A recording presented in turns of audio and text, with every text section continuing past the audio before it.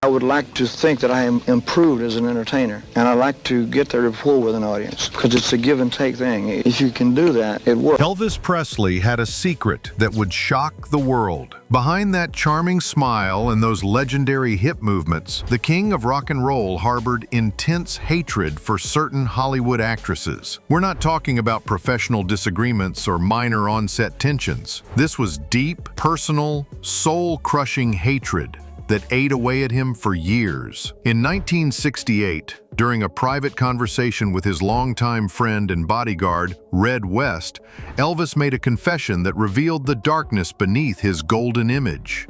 He said, and I quote, "There are women in this business who tried to destroy me from the inside out. They didn't just hurt my career, they tried to kill my spirit." Red later revealed that Elvis kept what he called a never again list of actresses he refused to work with, no matter how much money the studios offered. But here's what nobody understood back then and what makes this story so devastating.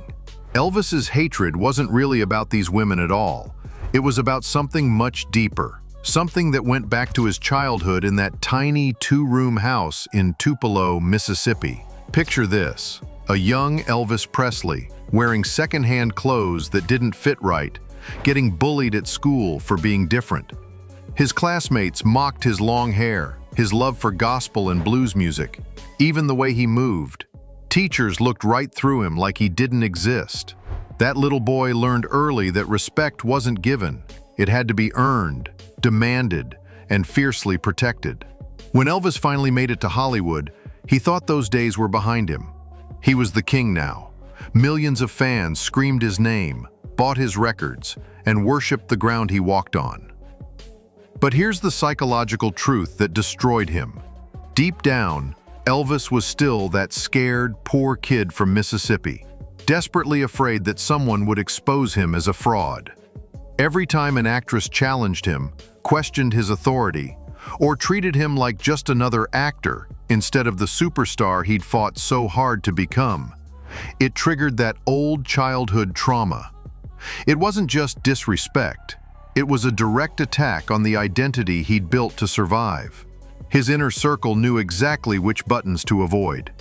They watched him transform from charming Elvis into cold, calculating Elvis whenever certain names came up. Charlie Hodge, who worked with Elvis for over a decade, once said, "The boss could forgive almost anything, but he couldn't forgive being made to feel small." That's what these women did to him, and he never got over it. The twisted irony is that Elvis's need for admiration and respect was so intense that it became his greatest weakness. He surrounded himself with people who told him what he wanted to hear, but when he encountered strong-willed actresses who wouldn't play that game, it shattered his carefully constructed world. What made it even worse was that Elvis genuinely believed he was a good person. He donated to charities, bought cars for strangers, and treated his fans like family. So when these Hollywood actresses treated him with anything less than reverence, it didn't just hurt his ego, it made him question his own worth as a human being. The most heartbreaking part? Elvis never learned to separate professional criticism from personal rejection. In his mind, if you didn't respect Elvis the performer, you didn't respect Elvis the man.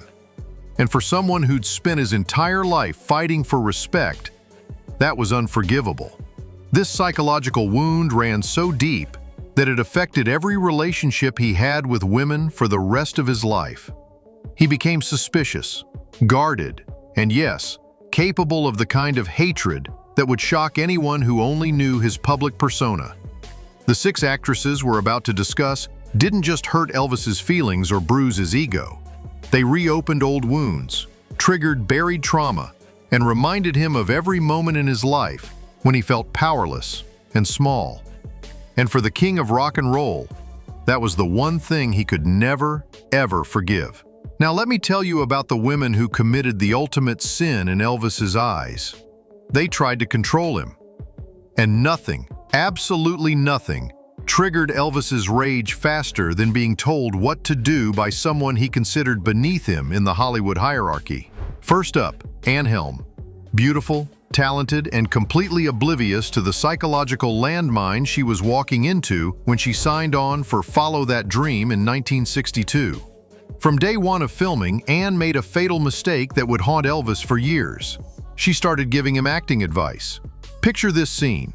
Elvis is preparing for a crucial emotional scene, going through his process, when Ann walks over and says, "You know, Elvis, I think you should deliver that line with more vulnerability. Try it this way."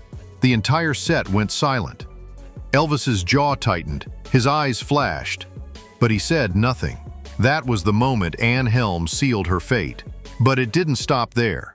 Ann continued what Elvis saw as a systematic campaign to undermine his authority. She would approach the director with suggestions about camera angles, lighting, even Elvis's wardrobe choices. To everyone else, she seemed like a dedicated actress trying to make the best movie possible. To Elvis, she was a direct threat to his carefully constructed image as the undisputed star. Elvis's friend Jerry Schilling later revealed what happened behind closed doors. Elvis came back to his trailer one day, threw his script across the room and said, "Who does she think she is? I'm the one people came to see, not her." He was shaking with anger. I'd never seen him like that. After fun in Acapulco, Elvis made sure that both Ann Helm and Ursula Andress were quietly blacklisted from his future projects.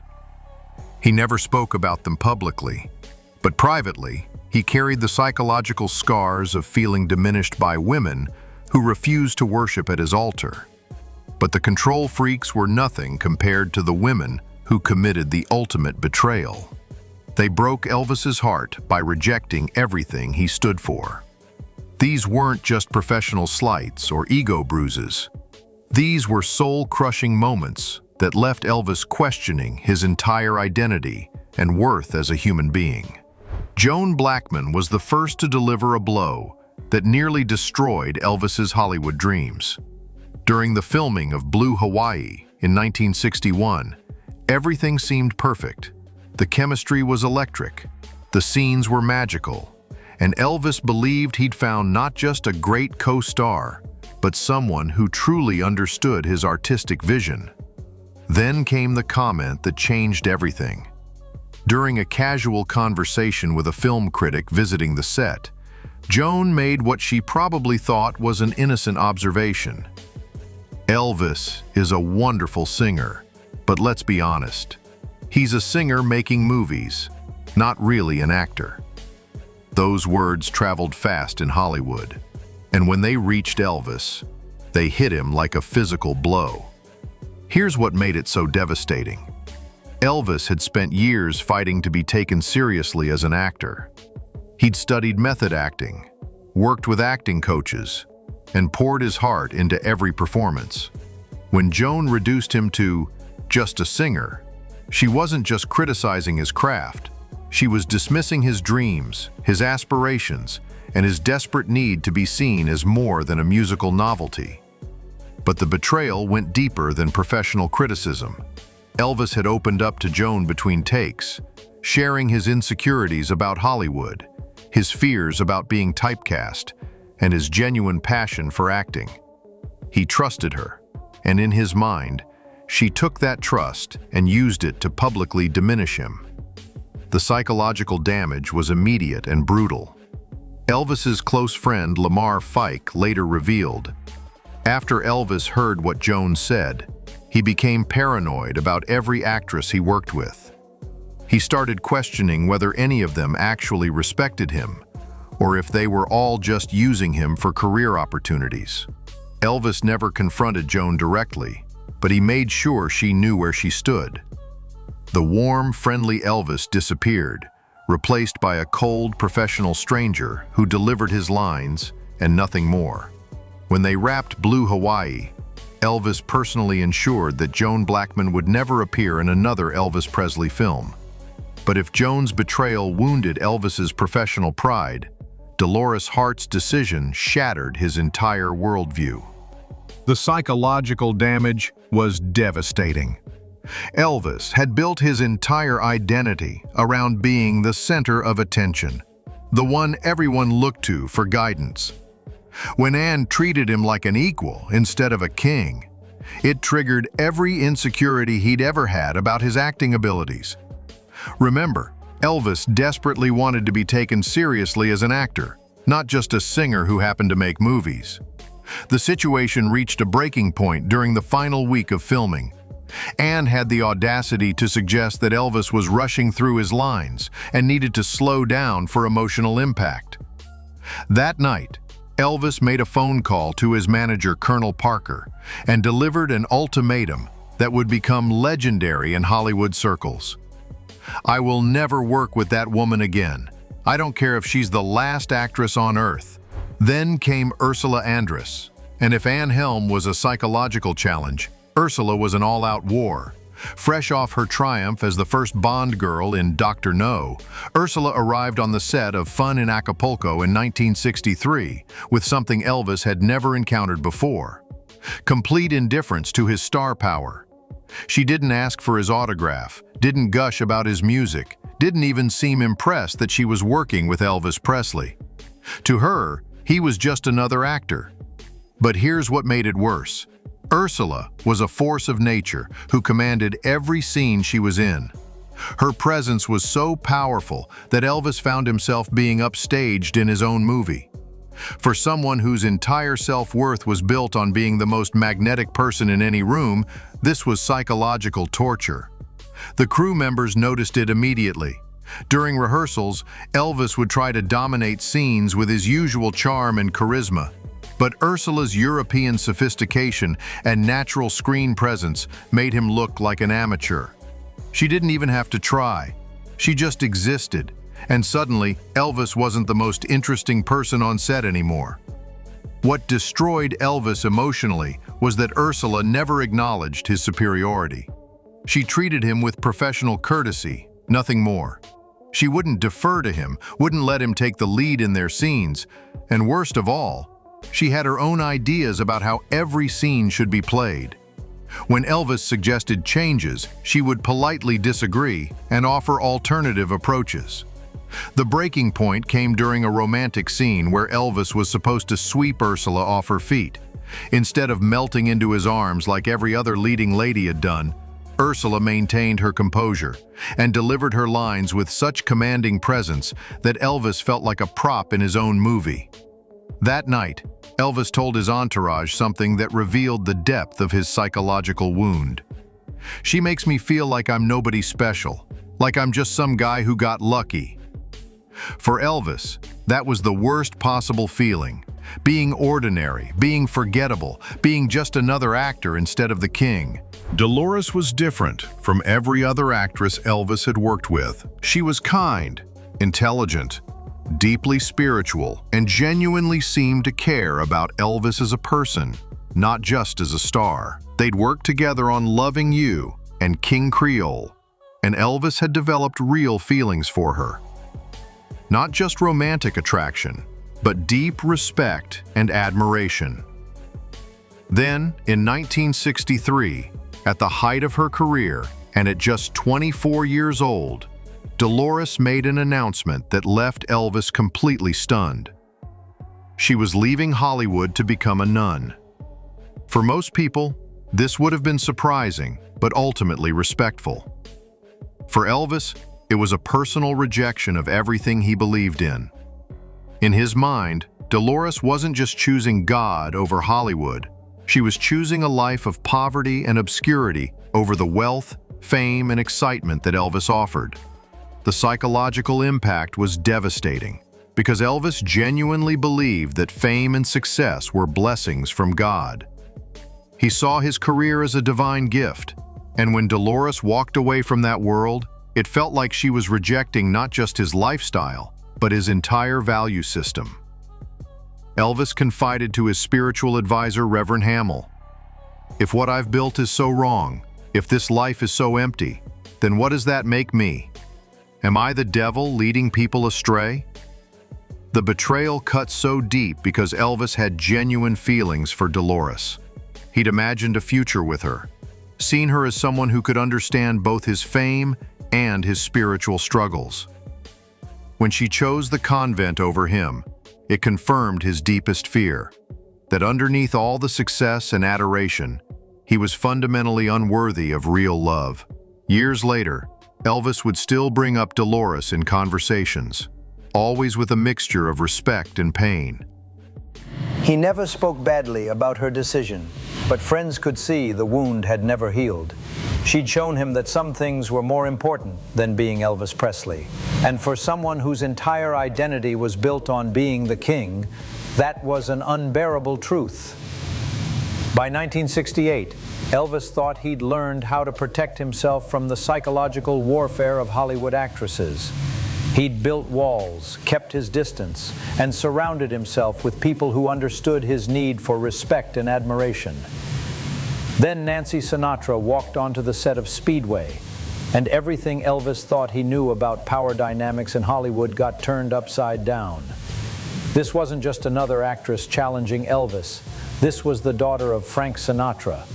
Music royalty meeting music royalty. And the collision was explosive in ways nobody expected. Nancy arrived with something Elvis had never encountered before: complete immunity to his star power. She didn't need Elvis's approval, didn't care about his opinion, and had absolutely no interest in playing the role of the adoring co-star. She was Frank Sinatra's daughter, which meant she'd been around superstars her entire life, and Elvis's legendary charisma meant absolutely nothing to her. The first sign of trouble came during rehearsals when Elvis made a suggestion about how a scene should be played. Nancy looked at him with those piercing eyes and said, "That's one way to do it, Elvis. Here's another way." Then she proceeded to demonstrate her version, which was not only different from Elvis's idea, but objectively better. For Elvis, this was psychological warfare at its finest. Nancy wasn't just disagreeing with him, she was proving that she was right and he was wrong in front of the entire crew. The worst part, she did it with such casual confidence that it made Elvis's ego-driven reaction look petty and insecure. But the real conflict went deeper than professional disagreements. Nancy represented everything Elvis feared about the changing world around him. She was politically active, outspoken about social issues, and completely unafraid to challenge authority. Elvis, who preferred to keep his opinions private and avoid controversy, found himself constantly at odds with her modern, rebellious attitude. During one particularly heated discussion about the Vietnam War, Nancy made comments that contradicted Elvis's more traditional views. When Elvis tried to change the subject, Nancy pressed on, saying, "You can't just ignore what's happening in the world, Elvis. Your fans look up to you for more than just entertainment." That comment hit Elvis like a sledgehammer. Here was someone telling him that his carefully constructed image of apolitical entertainment wasn't enough, that he had a responsibility to be more than just Elvis Presley the performer. For someone who'd spent his entire career trying to please everyone, this was a direct attack on his entire approach to fame.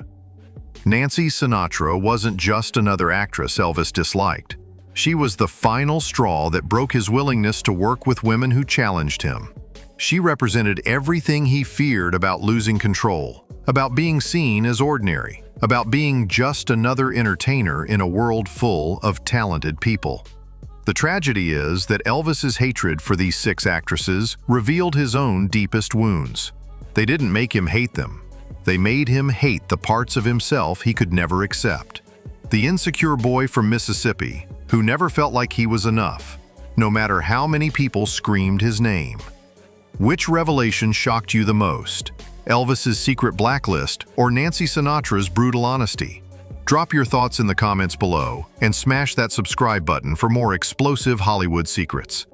Next week, we're exposing the hidden affairs that nearly destroyed Elvis's marriage. You won't believe what we uncovered.